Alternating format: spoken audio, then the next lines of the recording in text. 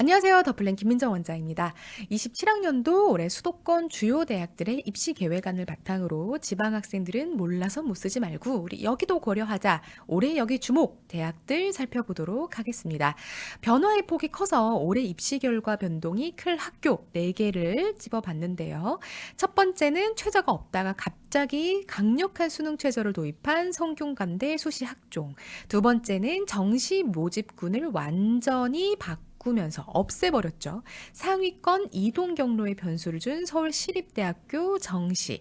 세 번째는 내신 1등급도 사정없이 떨어뜨려버리겠다라고 정성평가 영향력을 2배 키운 시립대학교 교과전형. 네 번째는 단순 수학문제 풀이 폐지하고 서논술형 과학융합평가를 도입한 연세대 논술. 이렇게입니다. 내 자녀가 어디에 해당되는지 끝까지 한번 들어보시고 올해 이 학교 한번 써보시면 분명히 이 영상 나에게 뜬 게 이 알고리즘에 뜬 게 행운이었다. 이건 진짜 운이 좋았다라는 생각이 드실 것 같습니다. 첫 번째, 주목할 올해 입시 결과가 가장 요동칠 성균관대학교부터 살펴볼게요.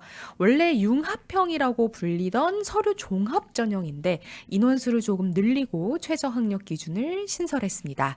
수험생들에게는 오직 생기부와 서류 100%로만 승부를 가르는 수능 최저 없는 학점으로 일반고 학생들이 쓰기 두려워했던 전형 중에 하나입니다. 그런데 올해 최저 학력 기준이 신설이 되면서 이 전형 점수 요동을 칠 것 같습니다. 국어, 수학, 영어, 탐구 두 과목 평균 중에서 3합 6이에요. 근데 지방의 일반고의 내신 1등급 대 초반 학생들, 중반 학생들 중에서 이 3합 6 못 맞추는 학생들 정말 많습니다. 이전에는 생기부도 좀 화려하고 내신 점수도 좋으니까 내가 전교 1등도 하고 이 전형을 또 융합형이기 때문에 탐구형과 다르게 일반고 학생들이 많이 써서 또 들어가기도 했었거든요. 그런데 이렇게 최저가 딱 생겼기 때문에 아무리 전교 1등을 했어도 최저 등급 못 맞추면 그냥 떨어지는 겁니다. 그러니까 성적을 떠나서 내신 성적을 떠나서 모의고사 성적이 탄탄하게 나오는 2등급대 중반 혹은 그 이하라고 하더라도 성균관대의 문을 부수고 들어갈 수 있는 거대한 틈 새 구멍이 생기는 거죠. 그래서 광주광역시 기준으로 보면 남구에 있는 학교들이나 서구에 있는 학교들, 갑방고라고 불리는 내신 따기 어려운 학교에 다니는 친구들 올해 수시원서 쓸 때 꼭 학부모님들은 체크하시고 쓰셨으면 좋겠어요. 6월 모의평가 3합 6이 나왔다라고 한다면 올해 성균관대 융합인재 전형은 공격 카드로 던져야 하는 역전 전형이겠습니다.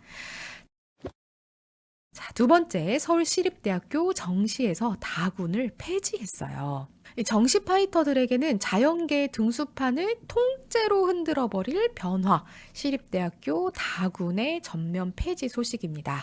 기존 서울시립대는 가군, 나군의 다가군까지 분할 모집을 해서 정시 수업생들을 뽑았었거든요. 그래서 특히나 요즘 학생들이나 학부모님들이 선호하는 첨단 학과들, 예를 들어서 융합 바이오헬스 전공이나 아니면 지능형 반도체 전공, 첨단 인공지능 전공 이런 학과들의 다군을 배치를 해서 상위권 학생들이 다군에 쓸만한 대학이 마땅치 않은데 딱 시립대가 이 학과들이 있으니까 시립대로 몰리는 현상들이 있었어요. 가나군에서 이렇게 합격을 하게 되면 시립대는 계속 추합으로 막 돌고 입시 예측이 굉장히 역동적인 곳인데 올해부터 시립대가 다군 모집을 폐지하고 가나군에서만 선발하겠다라고 선언을 했습니다. 이게 몰고 올 나비 효과가 엄청날 것 같아요. 그냥 시립대학교가 문제가 아니라 원래 정시의 다군에서 그냥 시립대를 안전하게 쓰려고 했던 학생들이 시립대학교를 그래도 시립대학교를 하나 써놔야 될 것 같은데 라고 가나군에서 결정을 하게 되면서 일단 시립대학교는 충원율이 떨어지니까 합격선이 작년과 다르게 올라갈 거예요. 그거를 모르는 바가 아니기 때문에 참 쉽지 않겠지만 원래 점수대를 보고 그냥 쓴 학생들 생각보다 컷은 높게 형성이 될 거니까 여기는 조심해야 될 것 같고요. 그런데 이 시립대를 안전하게 써야 하기 때문에 가나군에서 선택하지 못한 학교들, 그 윗라인 학교들, 서강대, 성균관대, 한양대 이 입결 라인에도 이 시립대가 다군을 폐지한 게 영향을 미칠 거라는 거죠. 여기에서 주목해야 할 학교는 서강대학교입니다. 이 서강대학교가 원래 학생 수를 적게 뽑아요. 근데 추합도 많이 돌아요. 다른 데를 합격하면 그냥 서강대는 안 가겠다. 그 라인에서는. 이제 그 인식이 실제 입결의 추합에서도 보여지는데 나군에서 시립대랑 같이 붙었을 때 이 서강대학교는 어떠한 영향이 있을지에 대해서 올해 기대가 됩니다. 그래서 이 부분도 참고하셔서 생각을 해보시면 좋을 것 같고요. 여기선 정시였습니다. 자, 세 번째 서울시립대입니다. 여기는 수시예요. 교과 전형은 내신 줄 세우기를 원래 하는 학과이잖아요. 그런데 이 서울시립대가 그걸 파괴했습니다. 정성평가를 20%를 보겠다라고 해서 2배를 늘렸어요. 우리 많은 학부모님들께서 교과 전형은 내신 성적 숫자로만 1등부터 꼴등까지 줄 세워서 뽑는 전형이니까 이변이 크게 없다라고 생각을 하시는데 작년까지는 그랬어요. 근데 올해부터는 교과 80%의 정성평가 20%로 변형이 됐습니다. 원래 10% 봤었거든요. 이 20%가 의미하는 바가 생각보다 커요. 단순히 학교에서 등급 따기 쉬운 과목만 골라서 내신 평점 1점 초를 만든 학생이 있다고 하고 등급이 따기 쉽진 않았지만 심화 과목들을 뚝심 있게 이수한 1점대 중반 학생이 있다라고 했었을 땐 이건 뒤집을 수 있다는 이야기인 거예요.